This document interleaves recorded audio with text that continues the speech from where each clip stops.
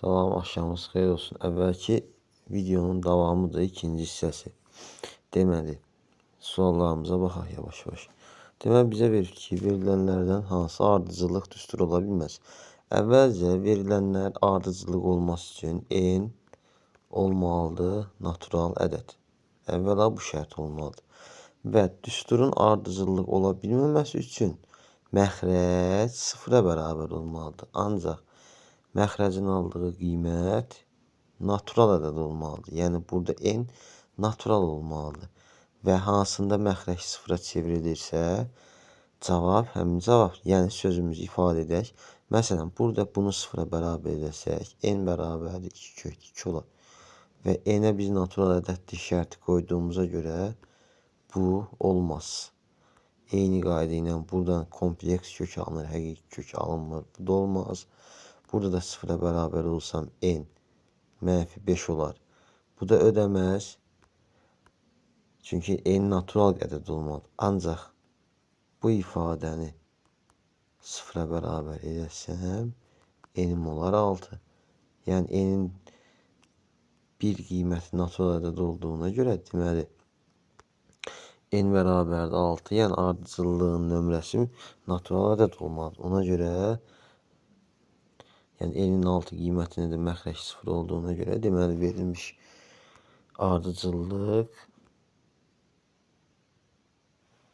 ardıcıllığın düsturu ola bilməz. Doğru cavab D variantı. Sonra baxaq aşağıda verilmiş məsələyə. Deməli x plus 3/y ona, y plus 3/x bərabərdir ki, əvvəlin birinci tənliyi y-ə vuraq, ikinci tənliyi x-ə vuraq və kəsirlərdən qurtaraq. Deməli, olasıdır x, y plus 3 bərabər 10y, ikinci tənliyi x-ə vursaq, x, y plus 3 bərabərdir 2x.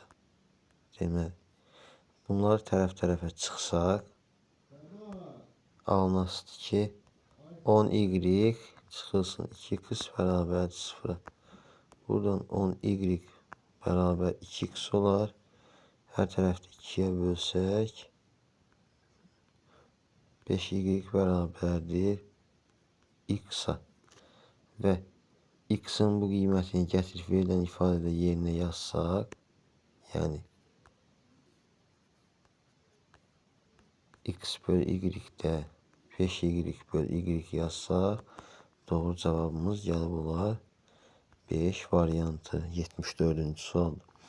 Sonra 75-ci suala baxaq. 75-ci sualda bizdən istədiyi nədir? Oturacağı BC olan ABC bərabər yan üçbucağında BAC 32 dərəcədir. Deməli, BAC deyirsə, ortadakı bucağı axtarılır. Yəni, verilibdir bizə. Onun da dərəcə ölçüsü şərtə görə 32 dərəcədir. Əla. Bura 32 dərəcədir və bizə eyni anda deyir ki, və indi bunu qeyd edək ki, bərabər yan üçbucaq necə üçbucaqdır? Oturacaqlarındakı bitişik bucaqlar bir-birinə bərabər olan. Təpə bucağı 32-dirsə, ümumi də daxili bucaqların cəmi 180-ə bərabər olduğundan 180-dən 32-ni çıxıb 2-yə bölək və oturacağı bitişik bucaqlarını tapmış olaq. Deməli, olasıdır 148 bölünsün 2, o da bərabərdir 74 dərəcə. Deməli, oturacaqdakı bucaqlar 74 dərəcə eyni ilə burada. Ancaq ondan əlavə bir şərt də veribdir ki, BC ilə BD də bir-birinə bərabər. Deməli, bu hissə ilə burada bir-birinə bərabər. Deməli, bu üçbucaq üçün də, BCD üçün də üçbucağın daxili bucaqlarının cəmi 180-dir deyə, 180-dən 74-ü çıxıb 2-yə bölərək verilmiş bu bucaqları da tapa bilərik. 106-nın da 2-yə nisbəti 53 dərəcə olar. Demək, bura 53-dürsə, burada olar 21 dərəcə. Deməli, bizdən də ASD-nin dərəcə ölçüsünü soruşuq. Tapdıq ki, 21. Daha sonra 76-cı suala baxaq. Deməli, 76-cı sualda görək çəkə bilirikmi belə trapesiyamız varmı? Yox. Deməli, trapesiyanı qursaq, qura bilsək. Deməli, bu olsun bir düz xəttimiz. Belə.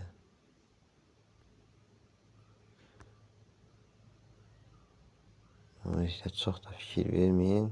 Xəttə istər-istəməz düzgün çəkə bilmədik. Əsas həllimiz doğru olsun. Deməli, fərz edək ki, ABCD bizim bərabər yanlı trapesiyamızdır. Oturacağın uzunluğu qeyd olunduğu kimi 5 və 17-dir. Əla. Bərabər yanlı trapesiyanın yan tərəfinin uzunluğu 12-dir. Yəni, burada 12-dir, burada 12-dir. Daha sonra deyir, yan tərəfin böyük oturacağı ilə əmələ gətirdiyi bucağın dərəcə ölçüsünü tap. Yəni, yan tərəfin böyük oturacaqdır. Yəni, buranı soruşur. Və biz onu qeyd edə bilərik ki, trapesiyada çəkilmiş hündürlüklər bir-birinə bərabərdir. Hər iki təpədən çəkilmiş hündürlüklər bir-birinə bərabərdir və burada alınmış bu fiqur düz bucaqlıdır. Yəni, qarşı tərəflər bir-birinə bərabər olacaq. Yəni, BC tərəfi 5-dirsə, verilmiş KT tərəfdə bir-birinə bərabərdir. Yəni, 5. Deməli, bu iki tərəf 5-dirsə, ümumi uzunluq da 17 idi və bu verilmiş bu hissələri tapmaq üçün ümumi hissə 17-dən 5-i çıxıb 2-yə böləsirik. Bərabər olasıdır 6. Deməli, AK hissəsi də 6-dır. TD hissəsi də 6-dır. Deməli, indi buradan gəlib çıxır ki, bura üçün baxsaq, bu rənglənən üçbucaqda 90 dərəcənin qarşısındakı tərəf hipotenuzdur və 12-dir. Deməli, hipotenuzun yarısı hansı bucağın qarşısında duran katit olar? 30 dərəcənin qarşısında duran katit olar. Deməli, bura 30-sa, avtomatik burada 60 dərəcədir axtarılan bucaq. Doğru cavabımız 60 dərəcə. Daha sonra bərabərsizliyin ən böyük tam həllini tapın. Əvvəlcə gəlin verilmiş bərabərsizliyi biraz sadələşdirək. Yəni, mənfi modulda x minus 2 böyükdür mənfi 4-dən. Hər tərəfi mənfiyə bölsək, x minus 2 kiçikdir 4 olar modulda. Daha sonra deməli, bir dəfə modulu olduğu kimi açırıq. Bir dəfə də modulu böyükdür mənfi 4 kimi açırıq. Yəni, bu modulun qaydası. Çünki modul bir dəfə müsbət x böyükdür 2 şərtinə görə açmalıyıq. Bir dəfə də x kiçikdir 2 şərtinə görə açmalıyıq. Deməli, yəni belə modulu belə yadda bilərik ki, əgər modullu ifadədirsə, yəni sıfırdan və mənfidən kiçikdirsə, boş çoxluq olasıdır həll. Yox, belə normal adi natural ədəddən kiçikdirsə, deməli, bir dəfə ilkin verildiyi kimi yazılsın. Bir dəfə də modulun içindəki ifadəni bu forma olduğu kimi yazıb, sadəcə işarə ilə əmsalı tərsinə, əksinə dəyişsin. Bunu işarə olaraq, bunu da əmsal olaraq da əksinə gətirsən. Deməli, birinci üçün hesablasam x kiçikdir 6 olar. İkinci üçün hesablasam x böyükdür mənfi 2 olar. Mənfi 2 olar. Deməli, ədəd oxunda qeyd edəsəm, mənfi 2, 6. Və onu yadda saxlamaq lazımdır ki, ciddi bərabərlik deyə bu da açıq dairədə olur, bu da açıq dairədə olur. Yəni həmin sərhədləri almır. -2-dən sağlar, 6-dan isə sola doğru. Deməli nə olur? -2, 6 aralığı həllimiz. Və burada ən böyük tam həlli soruşduğuna görə verilmiş ifadənin ən böyük tam həlli 5 olar. Əla. Sonra baxaq aşağıdakı məsələyə. Deməli 78-də uyğunluqdur. Yəni verilmiş variantları hissə uyğunlaşdıracaq.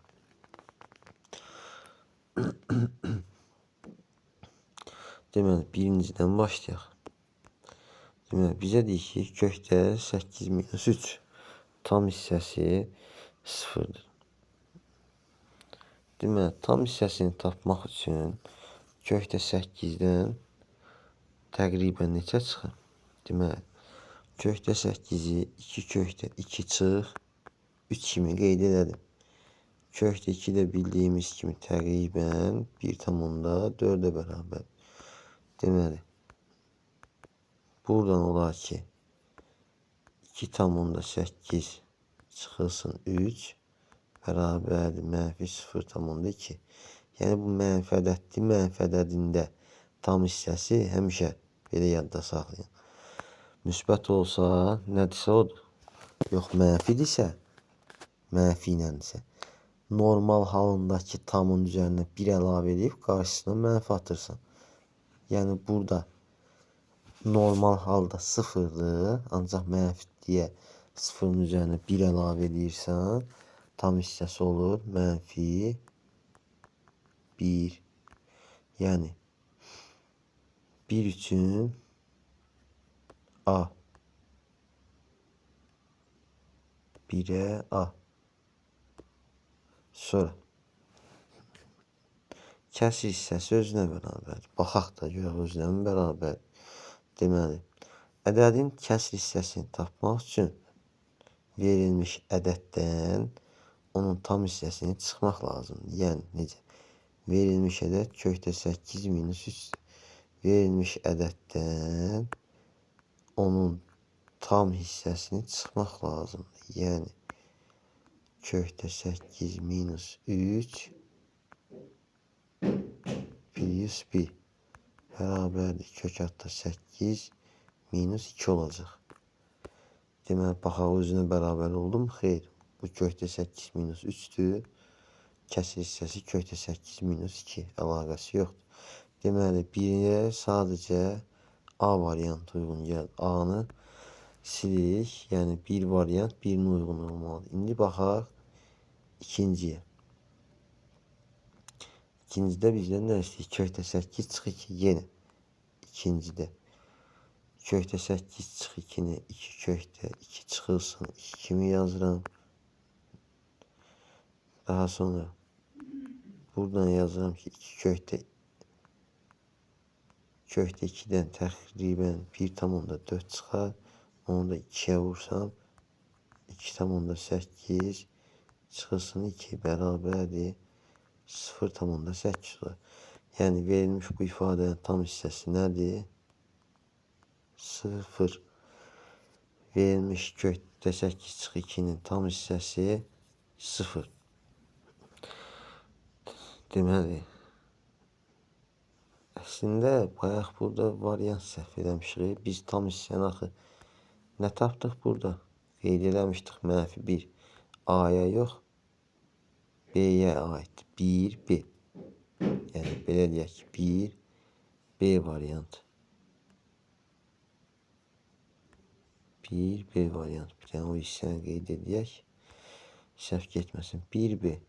Və 2'yə nə tapdıq? Tam hissəsi 0. Yadda saxlayın ki, belə düz mötərizə tam hissəni göstərir.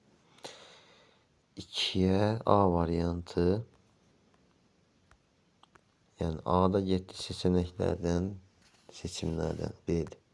Sonra bizə qeyd edib ki, Kəsir hissə sözünə bərabər baxaq da. Deməli, kəsir hissəni necə tapırdıq? Verilmiş ədədin özündən tam hissəsini çıxaraq. O dediyinə kökdə 8 minus 2. Həqiqətində verilən ədəddə kökdə 8 minus 2-dir. Aldığımız kəsir hissə də kökdə 8 minus 2-dir. Deməli, ikinciyə həm də A-dan əlavə Y uyğun gəldi. Deməli, Y variantını da sildik. Və sonda kökdə 8 minus 1-ə baxaq. Deməli, kökdə 8 minus 1.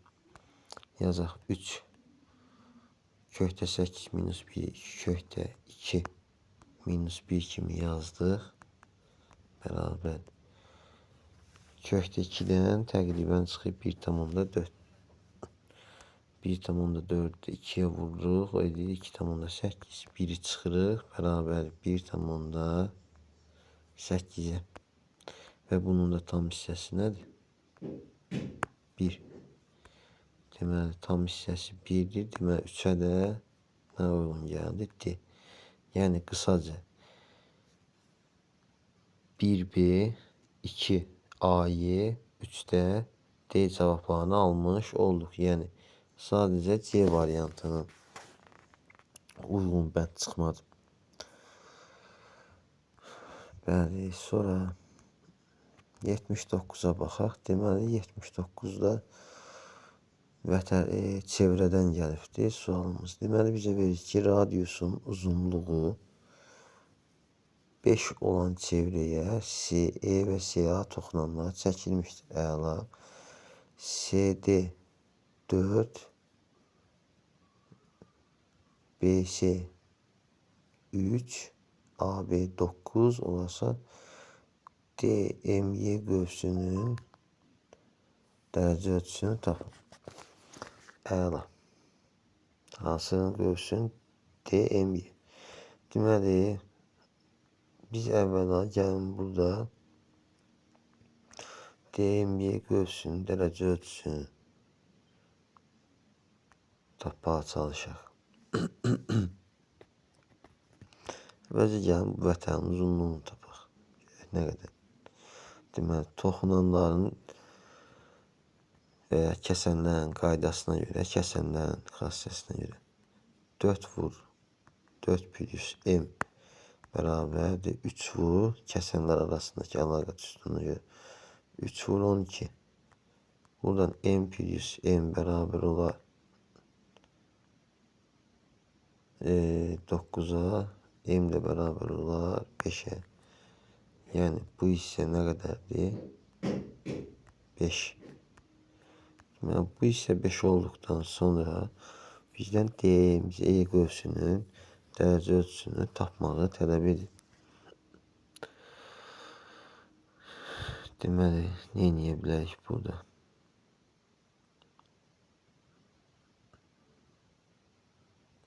Əslində, SY və SA burada toxunanlar çəkilibdir. Yox, kəsənlər çəkilibdir desək, daha doğru olmuş olur.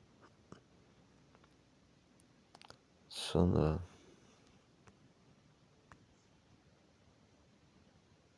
çevrənin mərkəzini bu götürsək, belə olsa, bura 10 olar, diametri isə. Bura 90 olar. Bura 30 dərəcə olar. Deməli, daxili bucağa görə də YD qövsünün dərəcə ölçüsü olar 60 dərəcə. Deməli, nə elədik? Əvvəlcə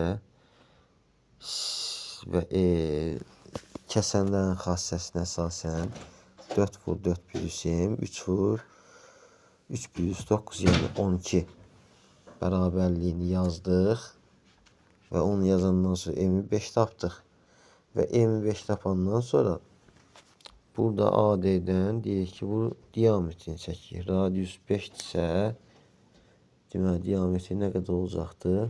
10. Aha, diametri 10-dur, YD vətərdə 5-dir və biz bilirik ki, verilmiş diametr çevrəni 280 dərəcəli qövs sayır. Yəni bu AD qövsü 180 isə ona söykənən AYD həmin qövsün yarısına, yəni 180-in yarısına bərabər olacaq. Yəni 90 dərəcə. Demək, bura 5, bura 10-dursa, 90 qarşısı hipotenuzdursa, neçə dərəcə bucağın qarşısında kat hipotenuzun yarısına bərabər olur? 30 dərəcə.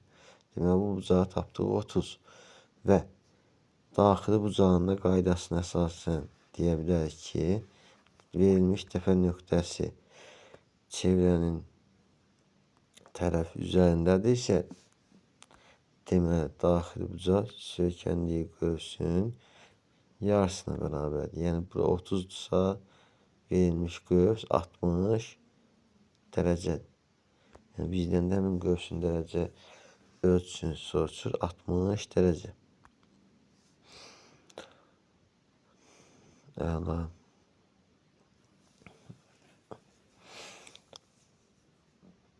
Sonra 80-ci sualda. Deməli, bizə verib z bərabəri 4+3i olarsa, z kvadrat kompleks ədədinin həqiqi hissəsini tapın. Deməli, verilmiş sualda modul z olsa, modul z versə, burada sadəcə kök altında 16 plus 9 yazacağıq. Deyəcəkdir 5. Amma z kvadratı deyirsə, yəni verilən ifadəni kvadrata yüksəldəcəyik. Bərabər 4 plus 3i'nin kvadratı. O astı 16 plus 24i plus 9i'nin kvadratı. O da olur. Hep qeyd kimi yazaq ki, i kvadratda i kvadratı da hər zaman bu bizim qeydimiz olsun. Qeydi əslində yuxarıdan yazırlar, biz aşağıdan yazırıq. Mənfi 1. Deməli, i kvadrat mənfi 1-dirsə, 9i kvadratı mənfi 9 olasıdır. Yəni, 16 çıx 9 plus 24i. O da bərabərdir 7 plus 24 i'yə. Deməli, verilmiş ifadənin həqiqi hissəsi nə olur? 7. Xəyal hissəsi isə 24 i. Deməli, bizdən həqiqi hissə soruşduğuna görə doğru cavabımız 7. 80-ci sualdır. Deməli, indi baxaq 80-yə biraz özümüzə yer açaq burada. Deməli, 81-ci sualda deyir ki, daxili bucaqları cəmi 3600 olan düzgün çoxbucaqlının bir təpəsindən neçə diaqonal çəkilə bilər? Əvvəla yadda saxlamalıyıq ki, daxili bucaqlarının cəmi 180 vur n-2 düsturuyla hesablanır, düzgün çoxbucaqlıdır. Yəni, burada daxili bucaqların cəmi 3600-dürsə, deməli, biz 180 vur n-2-ni bərabər edəməliyik 3600. Yəni, sən burada n tutalıq ki, deyəm, 10 tərəflidir, 15 tərəflidir, onun daxili bucaqlarının cəmini tapmaq istəyirsənsə, n-in yerinə həmin qiyməti qoyub 2-ni çıxıb 180-ə vurmalısan. Və indi bunu vurubdur, çıxıbdır, gəlib dedik ki, 3600 bizdən istəyir ki, bu n-i tapaq hələ ki. Deməli, hər tərəfi 180-ə bölsəm, n-2 nəyə bərabər olur? 20-yə. Deməli, n də bərabər olar 22-yə. N də bərabər olar 22-yə. Yəni, 22 tərəfi olan düzgün çoxbucaqlının daxili bucaqlarının cəmi 3600 dərəcə. Daha sonra bir təpəsindən neçə diaqonal çəkilə bilər? Və biz bilirik ki, verilmiş düzgün çoxbucaqlının bir təpəsindən n-3 sayda nə çəkilə bilər?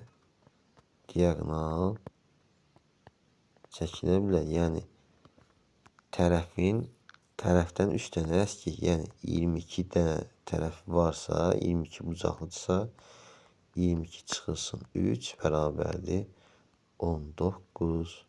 Məsələn, bunu əyani bir şey üzərində görsədək. Məsələn, bu kvadratdır. Hər nə qədər oxşamasa da kvadratdır. 4 tərəfi bərabər olan, məsələn, kvadrat. Məsələn, bunun bir təpə deyəndə, yəni məsələn, verilmiş bu təpədən, ya da verilmiş bu təpədən, ya da buradan və ya buradan olanı nəzərdə tutur. Yəni, buradan bir diagonal çəkilsə, buradan sən başqa diagonal çəkə bilərsən, belə, xeyr, əsla çəkə bilmərik. Yəni, verilmiş kvadratda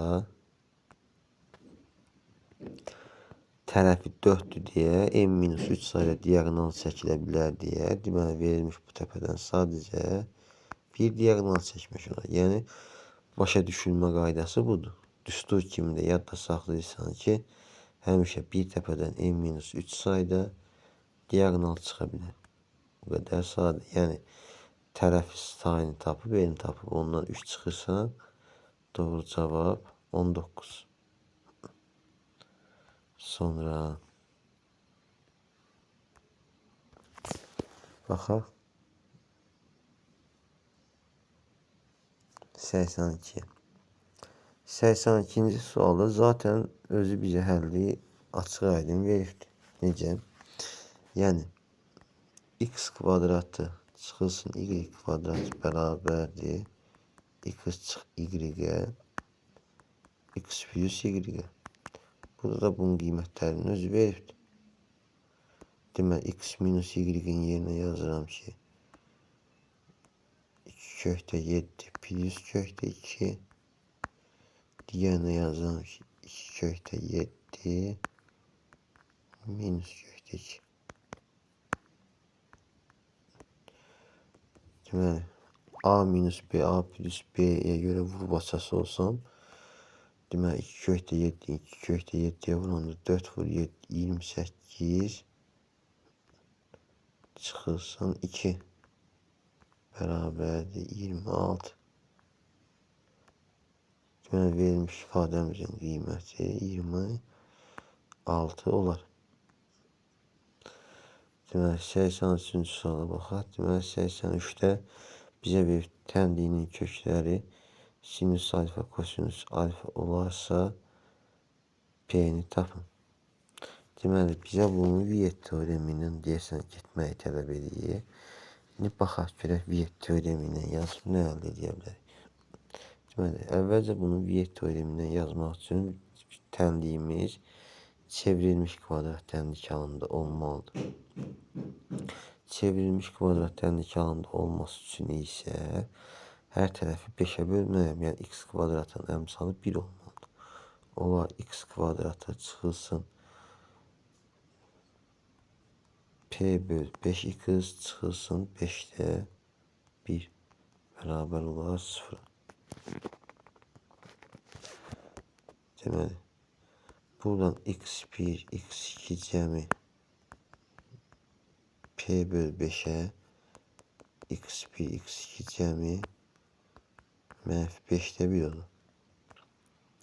Deməli, indi buradan x1 və x2'nin yerinə qeyd olmuş qiymətlərini yazsaq, yəni x1'in yerinə sinüs alfa, x2'nin yerinə kosinüs alfasını yazsam, olar ki, sinüs alfa plus kosinüs alfa bərabərdir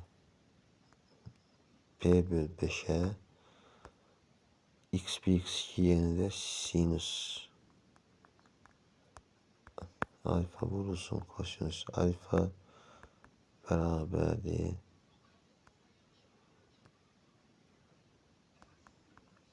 mənfi 5'də 1. İndi biz burada sinüs alfa, kosinüs alfanın qiymətini biz bildik ki, mənfi 5'də 1'ə bərabərdir. İndi bu verilmiş sinüs alfa kosinüs alfa ifadəsinin hər bir tərəfinin kvadrata yüksəltsək nə alarıq? Alarıq ki, yəni bax bu verilmiş ifadəni burada kvadrata yüksəldir. Olar sinüs kvadratı alfa plus 2 sinüs alfa kosinüs alfa plus kosinüs kvadratı alfa bərabərdir. Eyni ilə p bölü 5 də kvadrata yüksəlir. P kvadratı bölünsün 25.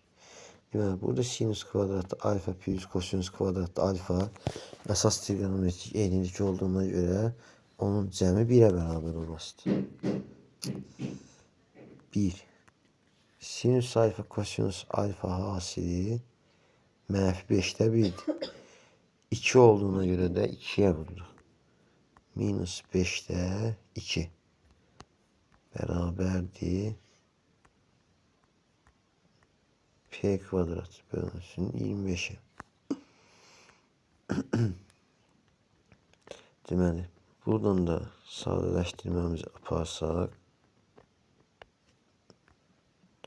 bir dənə baxaq görə səhvimiz oldu mu adasa? Bir dənə də əvvəl gedişata baxaq. -5'te 1 kosinüs alfa p bölü 5'e sinüs alfa kosinüs alfa -5'te 1'e əla kvadrata yüksəltdim. Əla. Deməli, gətirdim yerinə qiymətini yazdım. 1 -5'te 2. Aha, o da 5'te 3 beraber p kvadrat bölü 25. Yani buradan 5'te 3 de beraber ola p kvadratı bölünsün 25'e. Yani üstünden gidek. 5'te 3 beraberdi. P kvadratı bölünsün 25'e. Yani. Ve məxrəclər beraber olsun diye ikinci tənliyində hər bir tərəfini, birinci tənliyin hər bir tərəfini 5'e vurayım. Olar 15 böl 25 beraber p kvadrat böl 25. Buradan p kvadratı 15'e beraber olar.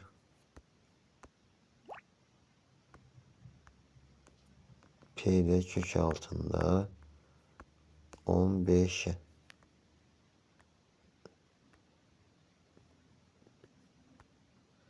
Deməli, tənliyin kökləri sinüs alfa kosinüs alfa olarsa verilmiş P ədədi kökdə 15'e beraber olar. Bu da belə 83-cü sual. Yine sual təkrar başa düşməyən hissələrini geriyə çevirib baxa bilərsiniz. Deməli,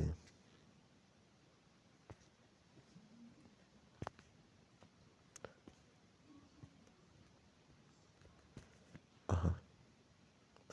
Bir baxaq 84-cü sual.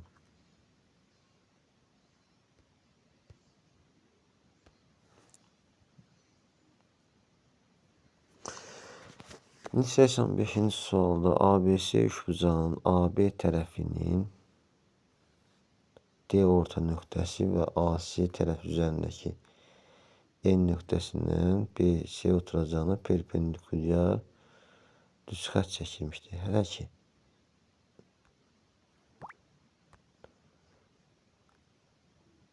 buranı uzatsam, bunu hər hansısa bir K üçbucağı kimi baxsam, bura 6-dırsa, orta xətt isə paraleldirsə, həm də bu HD'nin AK-ya buranı hündürlük götürə bilərəm və bu 6-dırsa, buranı deyərəm 12 AK tərəf.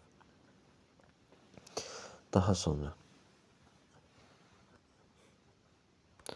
və bura 12 isə və bu düzbucaqlı üçbucaq deyə gələm ki, bu mediansa, bura x ise, burada dolar x. Və bu bərabər yan üçbucaqdırsa, deməli, burada bir-birinə nədir? Median.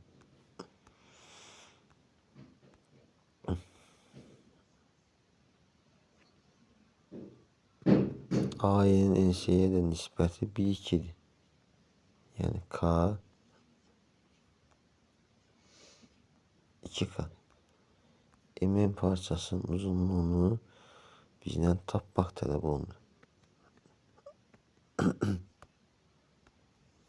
Deməli, DH da 6'ya bərabərdir. A'nın da NC'ye nisbəti 1-2 nisbətində olarsa, M'in parçasının uzunluğunu tapmamız tələb olunur.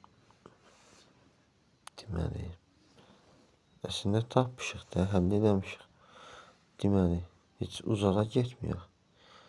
Deməli, əvvəl nə yazmışdıq biz burada? Yəni, bunlara ehtiyac yoxdur. Deməli, oxşarlıqdan istifadə edəcək. Böyük, bax, böyük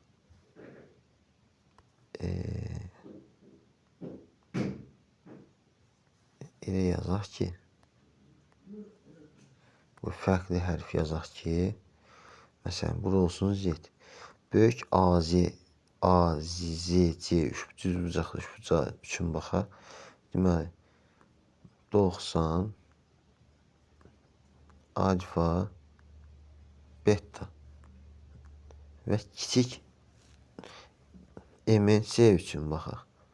90 alfa, burada beta.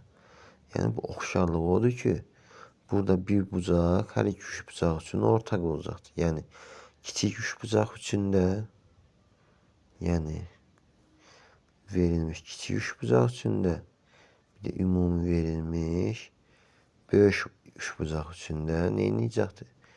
Eyni olmalıdır. Deməli, o məntiqlə davransaq, buranın axtarılan tərəfdə olsun T.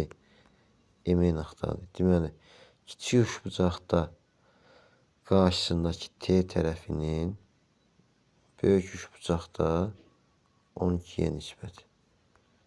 Kiçik üçbucaqda 90 qarşısındakı 2K'nın böyük üçbucaqda 90 qarşısındakı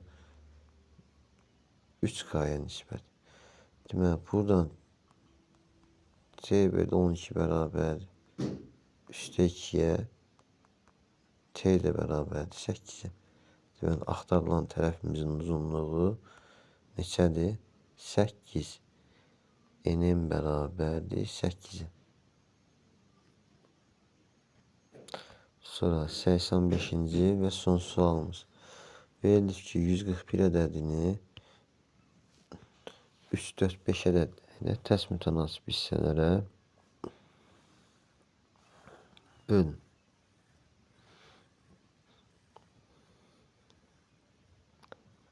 Bir ədədini 3, 4, 5 ədədlərlə tərs mütənasib hissələrə bölün.